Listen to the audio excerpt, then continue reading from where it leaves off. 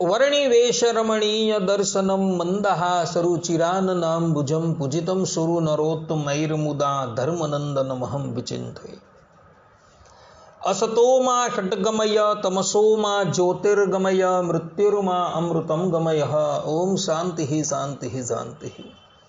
अस्मद्गुरु समारंभां नाथयामुनमध्यमां लक्ष्मी वल्लभ पर्यंतां वंदे गुरु परंपरा।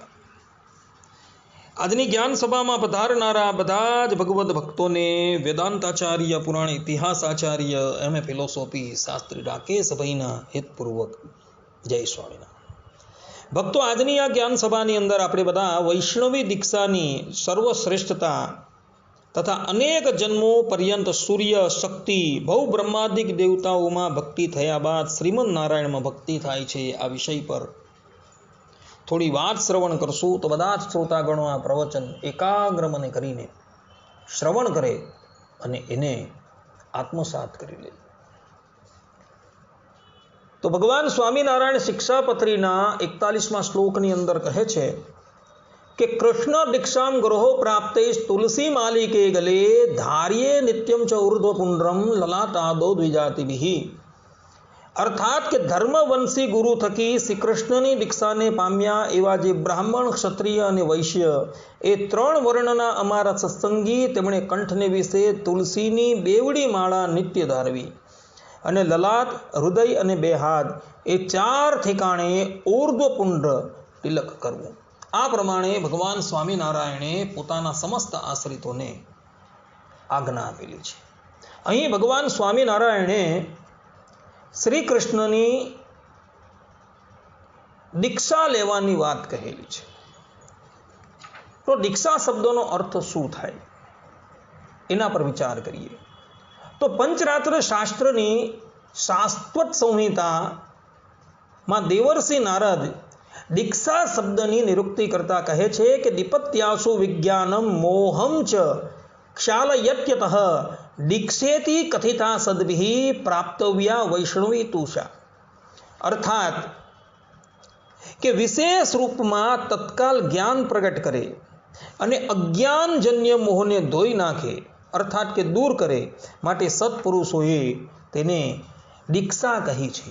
आवी दीक्षा वैष्णवी एटले के विष्णुना संबंधवाળી होय ते लेवी। आ प्रमाणे दीक्षा शब्दनी निरुक्ति नारदजीए करेली छे। अहीं भगवान स्वामीनारायणे श्लोकना प्रारंभनी अंदर कृष्ण दीक्षाम आ प्रमाणेना शब्दों प्रयोग करेलो छे अने आ प्रमाणेना शब्दों प्रयोग करी भगवान स्वामीनारायणे एवुं कह्युं छे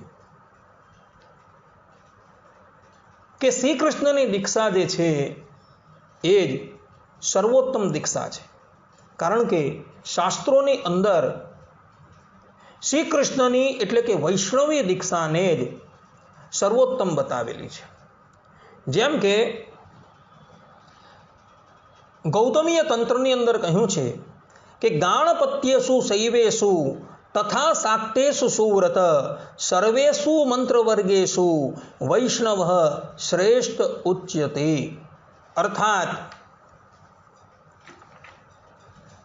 कि हे सुव्रत गणपति शिव अने शक्ति संबंधी बधा मंत्र वर्गों में विष्णु संबंधी वैष्णव मंत्र श्रेष्ठ गणाय छे। एटले के वैष्णवी दीक्षा ज सर्वश्रेष्ठ गणाय छे। पांचरात्र शास्त्रनी शांडिल्य संहितामां पण श्रीमद नारायण भगवान पोताना स्वमुखे वैष्णवी दीक्षानी श्रेष्ठता बतावता कहे छे के स्ववर्णाश्रम धर्मैस्तु कृतेस्तु बहुजन्मभिः सौरी भक्तिर्भवेत् पश्चात् छाक्ति गणपति ततः शैवी ततस्ततो ब्राह्मी ततो निष्काम से मुषी ततश्चापि सदाचारो विरक्तिः शुद्ध भावना ततश्च सद्गुरोर्लाभो दीक्षा चाथ सुवैष्णवी ततो महात्मनां संगस्ततो भक्तिर दृढ़ाहरो फलरूपा ततो भक्तिर्भवेत्सा प्रेमलक्षणा यदा महात्मनां मंत्रः परमानंद संस्थितिः स्वराज्य सिद्धिः सा प्रोक्ता कृतकृत्यता अतो हि वैष्णवी दीक्षा ग्राह्या सर्व प्रयत्नतः एतस्या धारणात् सद्यो जीवनमुक्तो भवेन्नरः अन्याग्रासेन तस्यास्ति व्यवहारो नृणां कृते। अर्थात कि बहुत जन्म पर्यंत वर्णाश्रम धर्म के नियमतः पालन करने से ही भगवान सूर्य में भक्ति प्राप्त होती है। उसके पश्चात शाक्ति तथा उसके पश्चात गणपति भक्ति होती है, फिर शैवी, फिर ब्राह्मी, फिर निष्काम बुद्धि होती है, उसके बाद सदाचार, विरक्ति और फिर शुद्ध भावना होती है। उसके बाद सदगुरु की प्राप्ति, फिर उनसे सुवैष्णवी दीक्षा, तदंतर महात्माओं का साथ, फिर भगवान में दृढ़ भक्ति का लाभ होता है। इसके बाद फल रूपा जो भक्ति होती है वह प्रेम लक्षणा भक्ति कही जाती है। उस समय महात्माओं द्वारा मंत्र प्राप्त होता है। इसके अनंतर वैष्णव साधक की परमानंद में स्थिति होती है। उसी को स्वराज्य सिद्धि कहते हैं, वही कृतकृत्यता कही जाती है। इसलिए प्रयत्न पूर्वक वैष्णवी दीक्षा ग्रहण करनी चाहिए। इस वैष्णवी दीक्षा के धारण से मनुष्य जीवन मुक्त हो जाता है और अन्य दीक्षा के ग्रहण करने से मनुष्य का व्यवहार मात्र चलता रहता है। आ प्रमाणे श्रीमन नारायण भगवान અહીં પંચરાત્ર શાસ્ત્રની શાંડિલ્ય સંહિતા તૃતીય અંશ તૃતીય અધ્યાયના 25 થી 30મા શ્લોકની અંદર આ વાત કહી રહ્યા છે। કહેવાનું તાત્પર્ય એ છે કે અનેક જન્મો પર્યંત વર્ણાશ્રમ ધર્મનું પાલન કર્યા બાદ સાધકની સૂર્યનારાયણ ભગવાનમાં ભક્તિ થાય છે, ત્યારબાદ એની માં દુર્ગાની અંદર ભક્તિ થાય છે, ત્યારબાદ એની ગણપતિમાં, ત્યારબાદ ભગવાન શંકરમાં અને પછી અંતે બ્રહ્માજીમાં એની ભક્તિ થાય છે। બ્રહ્માજીની અંદર ભક્તિ થયા બાદ એને સદાચાર, વિરક્તિ અને શુદ્ધ ભાવના ઉદય થાય છે અને તે પછી એને કોઈ સદગુરુની પ્રાપ્તિ થાય છે અને સદગુરુ એને વૈષ્ણવી દીક્ષા આપી ભગવાનના મંત્રોનો ઉપદેશ આપે છે। ત્યારે એ સાધક શ્રીમન નારાયણ ભગવાનનું ભજન કરતા કરતા પરમાનંદની પ્રાપ્તિ કરે છે અને પરમાનંદની અંદર સ્થિત થઈ જાય છે। વૈષ્ણવી દીક્ષા ધારણ કરવા માત્રથી મુમુક્ષુ જીવન મુક્ત થઈ જાય છે અને અન્ય દેવતાઓની દીક્ષા ગ્રહણ કરવાથી મનુષ્યનો કેવલ વ્યવહાર ચાલે છે। આ પ્રમાણે શ્રીમન નારાયણ ભગવાને પોતાના સ્વમુખે પોતાની આરાધનાની દુર્લભતા પ્રતિપાદન કરેલી છે તથા વૈષ્ણવી દીક્ષાની સર્વશ્રેષ્ઠતા પ્રતિપાદન કરેલી છે। અહીં અંતિમ શ્લોકની અંદર શ્રીમન નારાયણ ભગવાને સ્પષ્ટ રૂપે કહેલું છે કે વૈષ્ણવી દીક્ષા ગ્રહણ કરવા માત્રથી જ મનુષ્ય જીવન મુક્ત થઈ જાય છે અને અન્ય દીક્ષા ગ્રહણ કરવાથી એ મનુષ્યનો વ્યવહાર માત્ર ચાલે છે। માટે ભક્તો પ્રયત્નપૂર્વક વૈષ્ણવી દીક્ષા ગ્રહણ કરવાનો આગ્રહ રાખજો। જો તમે વૈષ્ણવી દીક્ષા ગ્રહણ કરશો ને તો તમને શ્રીમન નારાયણ ભગવાનની ભક્તિ પ્રાપ્ત થશે અને ભક્તિ પ્રાપ્ત કર્યા બાદ તમે પરમાનંદનો અનુભવ કરી શકશો। માટે જે પણ કોઈક મનુષ્યએ હજુ સુધી વૈષ્ણવી દીક્ષા ગ્રહણ કરી નથી એવો તત્કાલ વૈષ્ણવી દીક્ષા ગ્રહણ કરે। કારણ કે દીક્ષા લીધા વગર મનુષ્ય જે પણ કંઈક કાર્ય કરે છે એ કાર્ય ન કરવા બરાબર છે। જેમ ભગવાન શંકર પદ્મ પુરાણ ઉત્તરખંડ અધ્યાય 22 શ્લોક 60માં કહે છે, અદીક્ષિતસ્ય વામરૂ કૃતમ સર્વમ અનર્થકમ પશુ યોનિમ વાપનોતિ દીક્ષાહીનો નરો મૃતઃ। અર્થાત કે હે વામારૂ, જેણે દીક્ષા ન લીધી હોય તેના બધા જ સત્કર્મ નિરર્થક જાય છે અને જે મનુષ્ય જીવનમાં દીક્ષા ન પામ્યો હોય તે મર્યા પછી પશુ જાતિમાં જન્મ લે છે। સ્કંદ પુરાણની અંદર ભગવાન શંકરના પુત્ર સ્કંદ પણ કહે છે કે તે નરહા પશવો લોકે કિમ તેષામ જીવને ફલમ યેર્ન લબ્ધ્વા હરેર દીક્ષા નાર્ચિતો વા જનાર્દન. અર્થાત કે જે મનુષ્યએ વૈષ્ણવી દીક્ષા નથી લીધી અને જનાર્દન શ્રી હરિની પૂજા ક્યારેય નથી કરી, તે મનુષ્ય આ દુનિયામાં પશુ જેવા જ છે, તેના જીવનમાં સફળતા સી છે. આ પ્રમાણે જે પણ કોઈક મનુષ્યએ વૈષ્ણવી દીક્ષા નથી લીધી એ આ ધરાતલની ઉપર મનુષ્ય યોનિમાં જન્મ લેવા છતાં પણ એ લોકો પશુ જેવા જ છે. માટે ભક્તો, વૈષ્ણવી દીક્ષા ગ્રહણ કરીને જ તમે ભગવાનની આરાધના કરજો. જો વૈષ્ણવી દીક્ષા તમે લેયા વગર શ્રીમદ નારાયણ ભગવાનની આરાધના કરશો તો તમારા બધા જ સત્કર્મ નિરર્થક થઈ જશે. અહીં આ શ્લોકની અંદર ભગવાન સ્વામિનારાયણે ધર્મવંશી ગુરુ થકી શ્રી કૃષ્ણની દીક્ષા લીધા બાદ ત્રણેય વર્ણના મનુષ્યને તુલસીની બેવડી કંઠી નિત્ય ધારણ કરવાની કહેલી છે. કારણ કે જે પણ કોઈક વૈષ્ણવ પોતાના કંઠમાં તુલસીની કંઠી ધારણ કરે છે એના પર શ્રીમદ નારાયણ ભગવાનની પ્રસન્નતા થાય છે. અને જે પણ કોઈક મનુષ્ય વૈષ્ણવી દીક્ષા લીધા બાદ પણ તુલસીની કંઠી ધારણ કરતા નથી, એના પર ભગવાન શ્રી હરિ ક્રોધાયમાન થાય છે. જેમ કે સ્કંદ પુરાણમાં કહ્યું છે કે ધારણીયા કંઠ દેશે તુલસી કાષ્ટ માલિકા વૈષ્ણવેન વિશેષેણ ભગવત પ્રીતિ વર્ધની.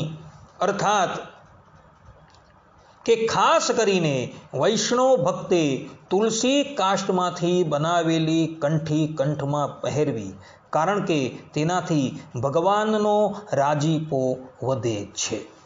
પદ્મ પુરાણની અંદર સ્પષ્ટ રૂપે ભગવાન શંકર કહે છે, ન ધારયંતી યે માલામ હેતુ કહા પાપ બુદ્ધય પતંતિ તે તો નરકે દગ્ધઃ કોપાગ્નિના હરેહે.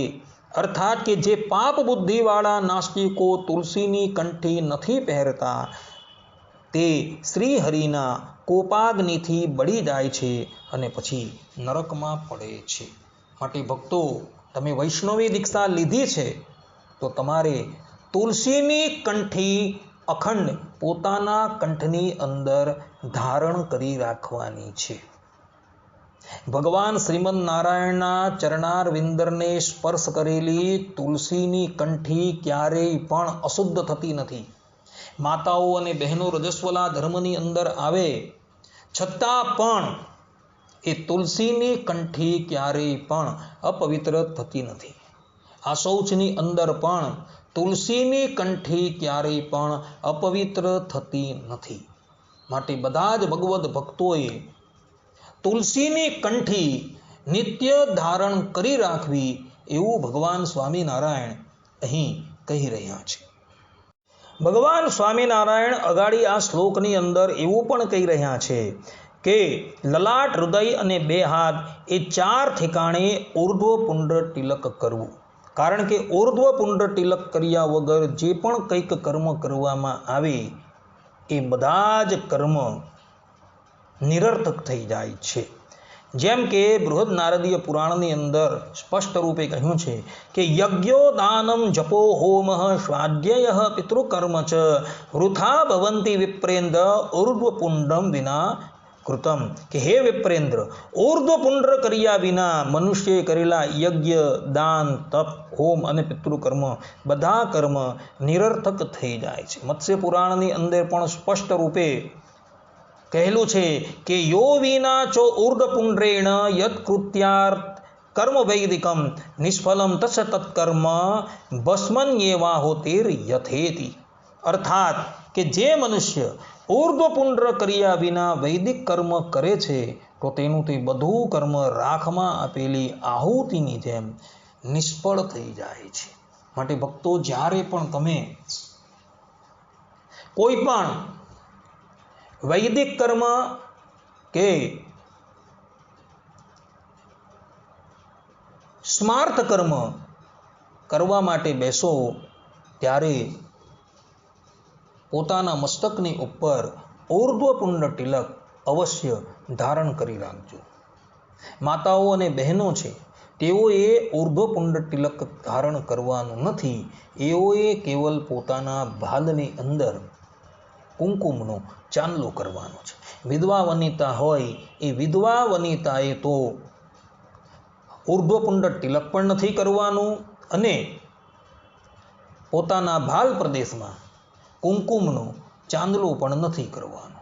એણે કેવલ ને કેવલ પોતાના કંઠની અંદર ચંદનનો ચાંદલો કરવાનો છે. આ પ્રમાણેની વ્યવસ્થા શાસ્ત્રોકારોએ નક્કી કરેલી છે. અહીં મૂળ શ્લોકની અંદર ભગવાન સ્વામિનારાયણે ચકારનો પ્રયોગ કરેલો છે. ધાર્ય નિત્યમ ચ ઊર્ધ્વપુંડ્રમ. એ ચકારનો અર્થ કરતા સદગુરુ સતાનંદ સ્વામી શિક્ષાપત્રી અર્થ દીપિકા ટીકાની અંદર કહે છે કે ચકારા તપ્ત મુદ્રા ધારણમ અપી વૈષ્ણવાનમ નિત્યત્વાદ સમુચ્ચિયતિ. અર્થાત કે મૂળ શ્લોકમાં ચકાર મુખ્ય છે.